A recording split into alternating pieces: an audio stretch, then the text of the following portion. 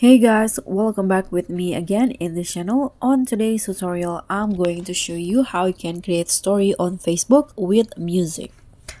So you can start by open the app, open the Facebook app, and then here at the homepage you can see this is the options to create a story. So you can just tap on that and choose a video or photo that you want on your story.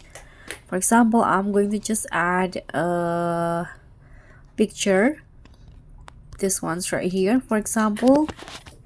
And here if you want to add music, you can see there is these options at the bottom. You can see the musics that is selected by Facebook, and you can just choose from this. Or if you want to add or search the music on your own, you can just click on this music icon, then just search for the music that you want.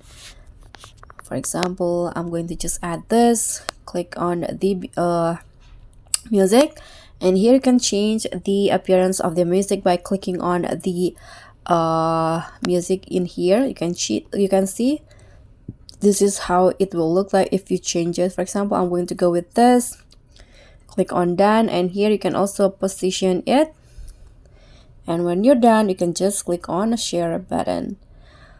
So that's pretty much it. Thank you so much for watching. Don't forget to like, comment, and subscribe. Also click on the thanks. Bye.